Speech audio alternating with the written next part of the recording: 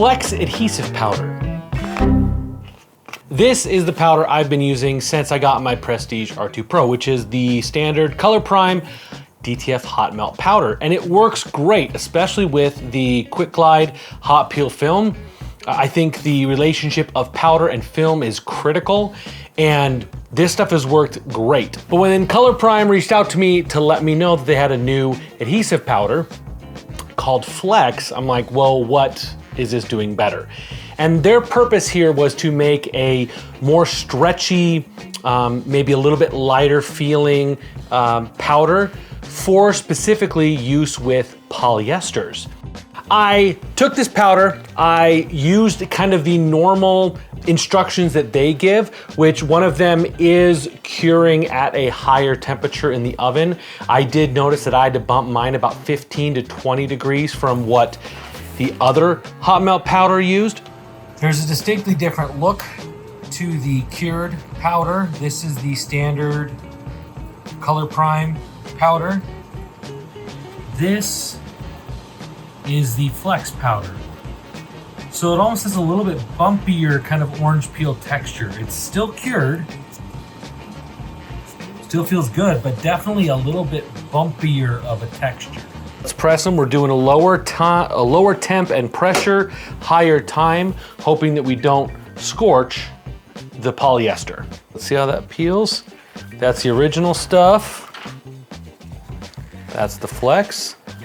Both peeled pretty nice. Kind of didn't expect any different.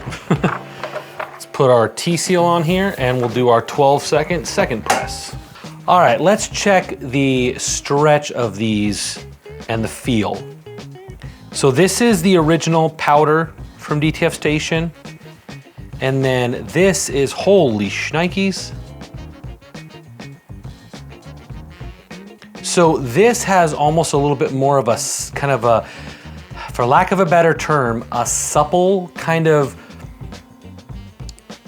rubber-like feel, where this feels more like a little rougher surface. So this is a little bit smoother, this is a little bit rougher, but it feels, yeah. So it's definitely more pliable. It's not necessarily thinner, but it is definitely a much more pliable. Let's see how these stretch. That's the regular stuff. Looks all right. Let's see what this looks like. Nice and stretchy. Good bounce back on it. But yeah, this has a different texture on the top. It's the same film, it's the same ink. Yeah, I really like the way it feels. The Flex powder is almost giving it a cool touch feel almost. I don't know how to explain it, but it kind of almost has like a cooler touch to it. I did run most everything in the normal kind of parameters that they suggest. But then you know me, I like testing stuff. I like pushing things to their failure limit. With that dreaded heat pressing box that you get from cheap polyesters or dye migration from cheap polyesters, I was wondering how low could I actually go on pressing temperature? All right, full disclosure, I already pressed one of these. I was just testing out the heat press and on a live stream, and that was at 200 and it worked amazing. 200 at 25 seconds.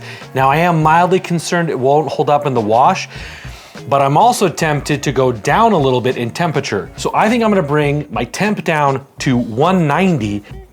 The 280 is gonna be my 190.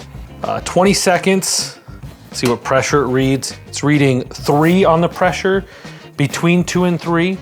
And we're going for 20 seconds. Okay. The first time I did it, it actually pulled this off with it. So let's see. Okay, so the first time I did it, it actually, the film came off on the upper platen. So that still stuck well. Let's put down our T-seal. That's way too big for this. And we just did 5 seconds for our second press. think it's looking pretty good. I hesitate to stretch too much because we're still kind of warm, but it definitely doesn't look as imprinted in it, maybe because I had that pressure too low. Shocking results on those pressing tests. I was kind of blown away at how well it performed. Obviously, better on the hat heat press that had a bottom heated platen, but on the main heat press worked great. I have run this shirt through the washer, like with towels, just normal cycles, nothing special, and everything is holding up well, even the 190.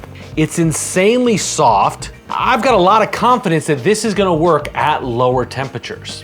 I also went ahead and tested on a cotton shirt because you don't necessarily want to be swapping out powders all the time. And so this is a cotton shirt. I pressed it at 290 degrees, which is kind of my normal for cotton.